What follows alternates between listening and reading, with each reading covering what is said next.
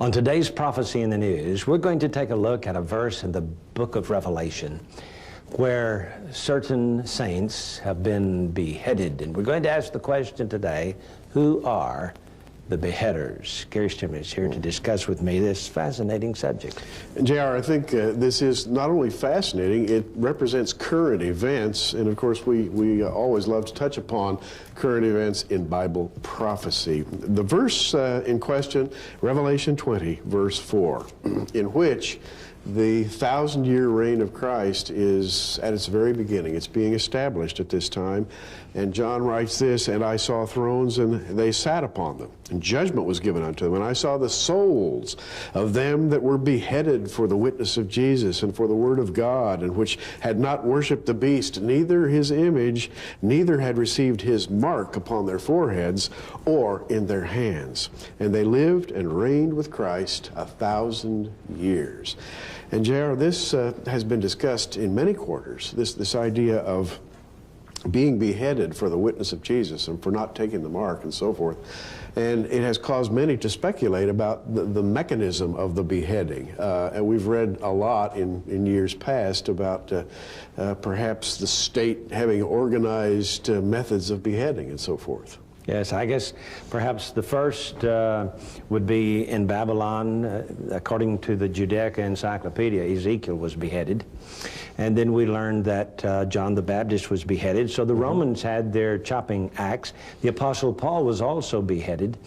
And in later centuries, however, the French made it popular with the guillotine. They did. A wonderful kind of, shall we say, a mechanical advance to the crude idea of beheading. You know, J.R., if you pick up Fox's Book of Martyrs, which is a history of the evils done to the church down through the ages, and you read about the death of Paul right at the front of this book, we read, "They, coming to Paul, instructing the people, desired him to pray for them, that they might believe, and who told them that shortly after they should believe and be baptized at his sepulchre. This done, the soldiers came, led him out of the city to the place of execution, where he, after his prayers made, gave his neck to the sword." And so the great Apostle Paul was beheaded by the Roman state under Nero, and this was actually an honorable death according to the way the Romans thought about things. In other words, if you were a Roman citizen and you suffered capital punishment, you got the supreme honor of being beheaded, which is a quick way to die as opposed to being hung on a cross and suffering for days. Which is the method they used for those who were not Roman citizens. That's right. Well, you know, the book of Revelation talks about these who were beheaded for the testimony of the Lord. And in the next verse, it goes on to say that they had not worshipped the beast, neither his image, nor received his mark in their forehead or in their hands. And so this has led a lot of theologians for the past 100 years or so especially to consider the possibility that those saints in the tribulation period, those who believe after the rapture, will be beheaded if they refuse to accept the mark of the beast. And so this has been preached considerably, and of course it was, you know, in the past 200 years that beheading with the guillotine became so well known in France. And so you see a lot of movies about the tribulation period with these big guillotines, you know, chopping off heads.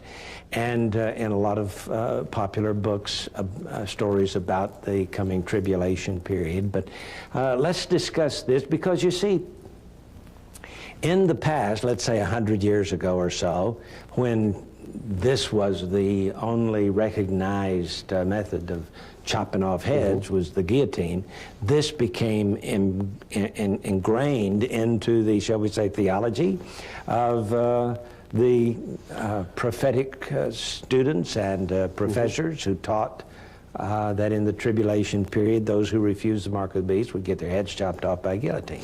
And the guillotine, during the days of Louis 14, 15, 16, and so forth, back in the 14th, 15th, 16th, 17th centuries of France, the guillotine was a, shall we say, a high-tech method of using the sword. And the guillotine became a symbol. You do this, you die. And it was often used publicly by the French as a method of discouraging revolt of various kinds, and became institutionalized as a method of capital punishment. But here's the point, J.R. The Romans beheaded with the sword. And then later on, this became this dropped out of fashion, shall we say, with the decline of the Roman Empire. And then during the Middle Ages, martyrs were often burned at the stake. They were often tortured to death, thrust through with the sword, killed in various ways, but rarely were beheadings publicly done. Then, in the days of the great French monarchy, the guillotine came into play. It's still rarely used. That is to say, it's still, I believe, if I'm not mistaken, the official method of capital punishment in France. They no longer practice it. But it's led many, as J.R. said, to think that perhaps the Antichrist will revive the guillotine. This brings us to current events. Yes. And current events being, friends, there are beheadings taking place today on the internet, on worldwide television, Al Jazeera. And you know what I'm talking about. Beheading is back in the news today. Listen to the scriptures here that talk about the fourth horseman of the apocalypse. It says, I looked, and behold, a pale horse, and his name that sat on him was Death, and hell followed with him, and power was given unto him over the fourth part of the earth to kill with the sword.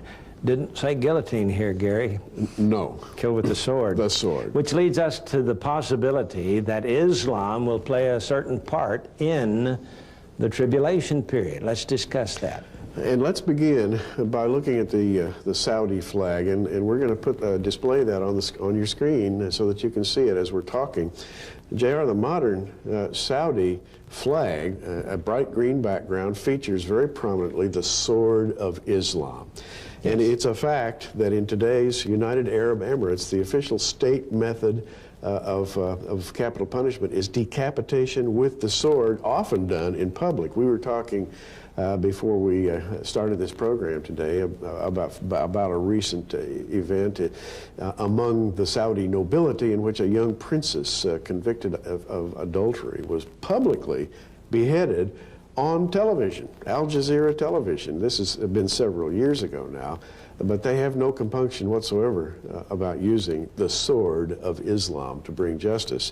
J.R., we have seen the sword of Islam now come into the hands of al-Qaeda, and there's no reason to believe it's going to slacken at all.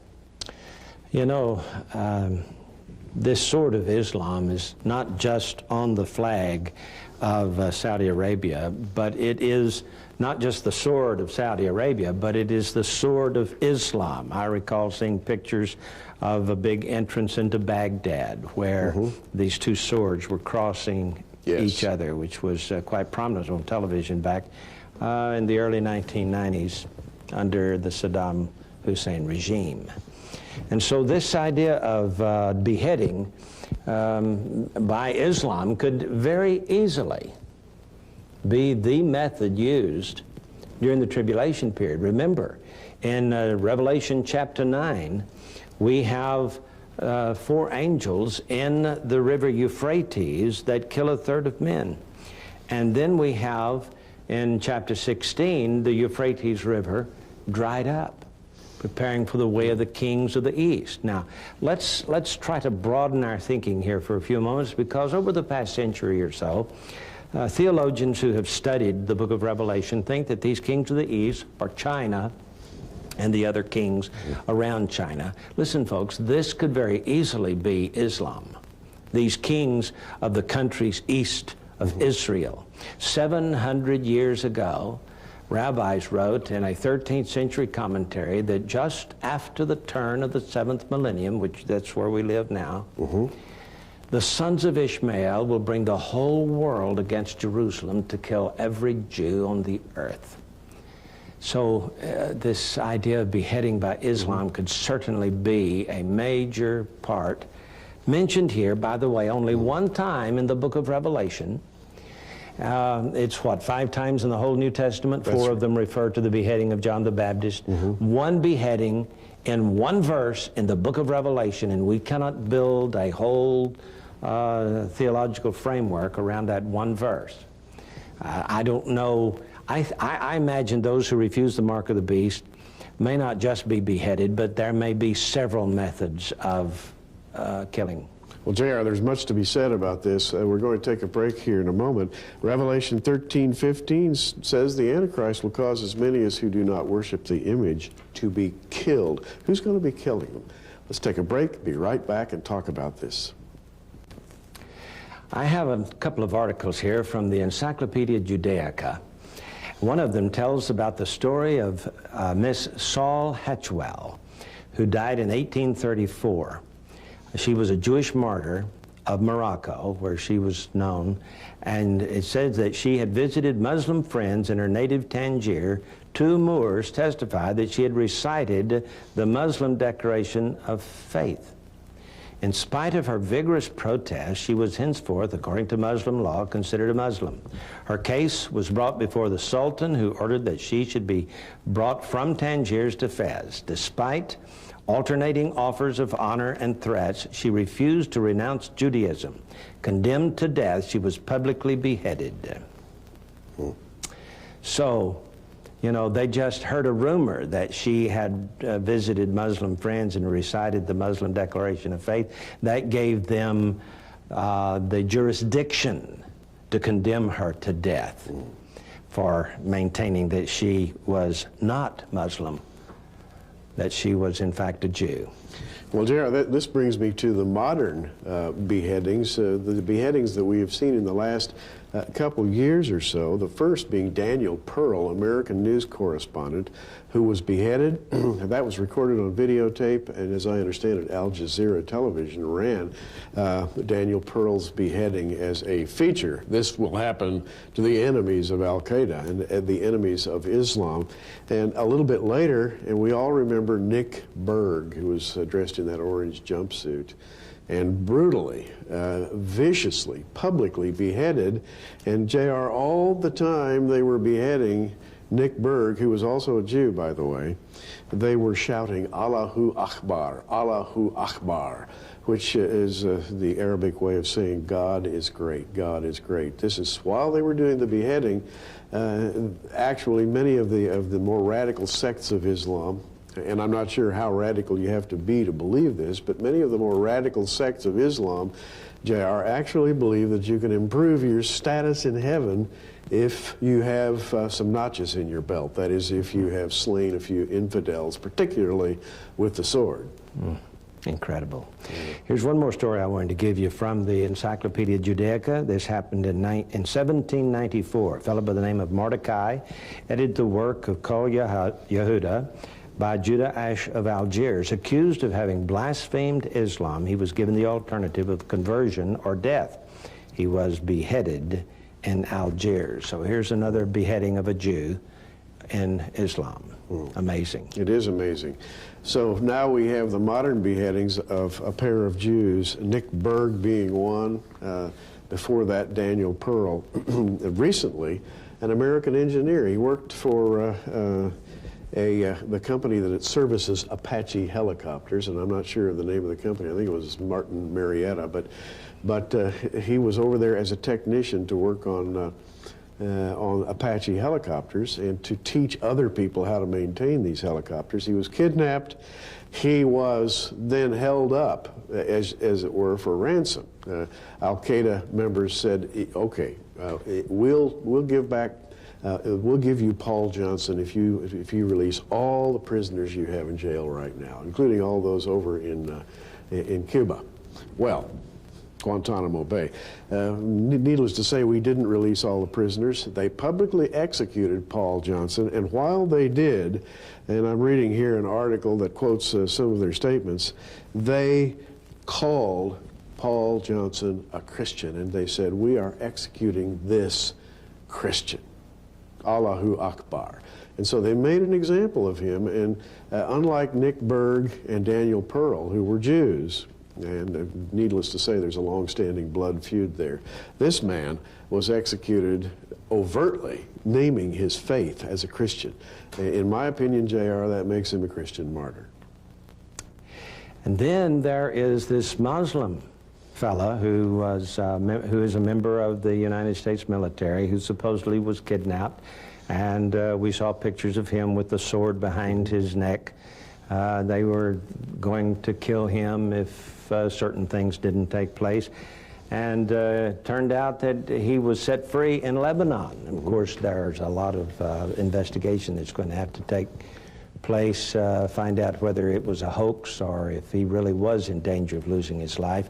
But when it came to a Muslim, they did not behead him. Just kill the infidels. That's right. Ali Massoud, he was released, apparently, who knows for what reason. We have yet to find out, but it is interesting. J.R., this brings us back to the discussion of Antichrist and the guillotine.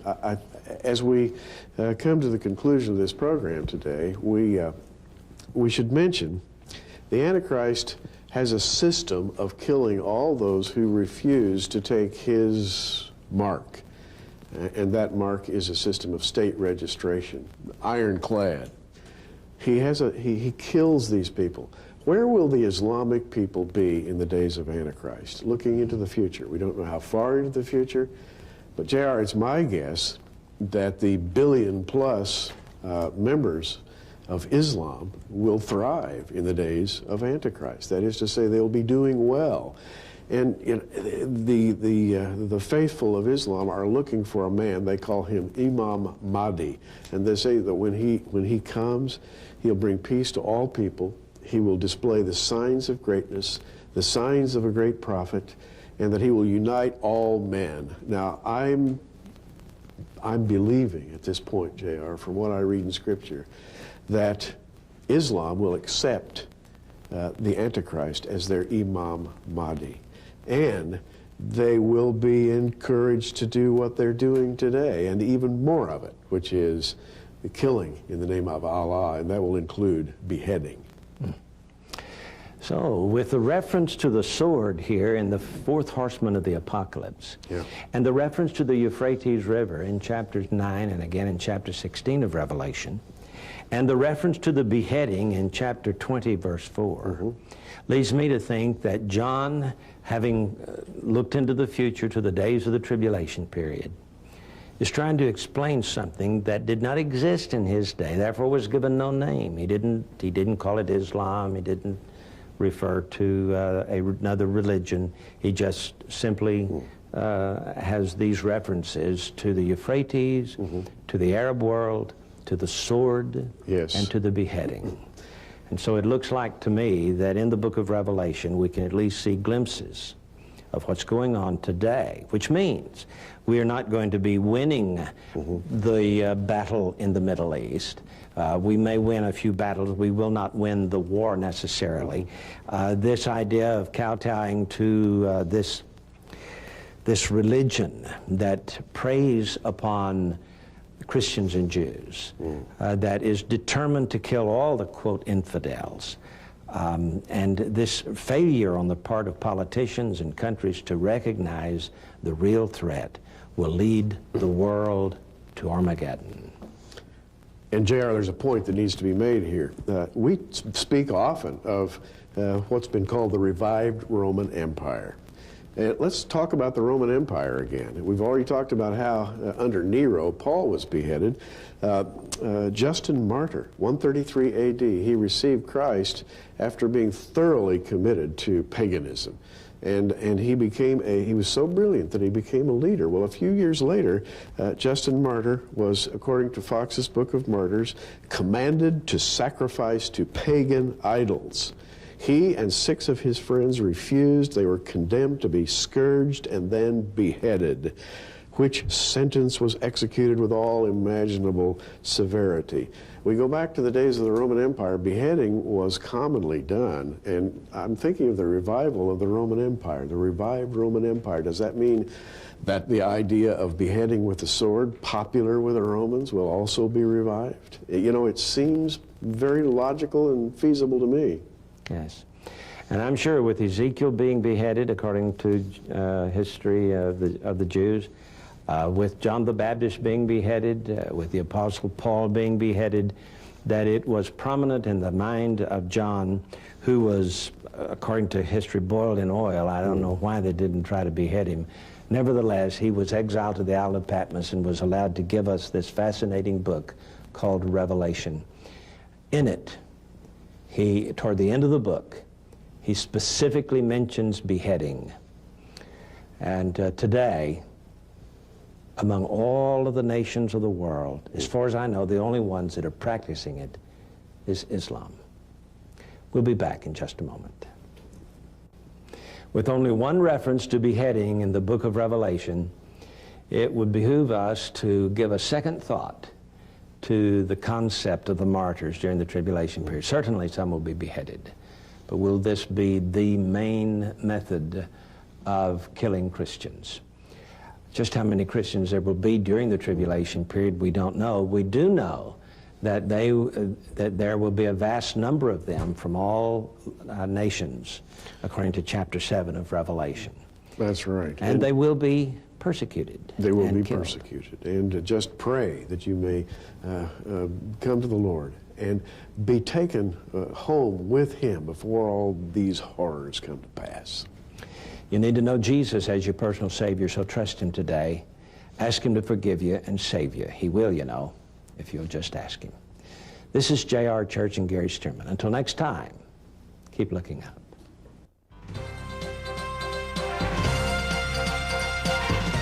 Prophecy in the News is a viewer-supported ministry sponsored by our many friends across America and in your area. For your gift of $10, you can receive a special edition of our current program on audio tape, or for a gift of $20, we'll send you our programs on videotape. For either order, call the 800 number on your screen right now.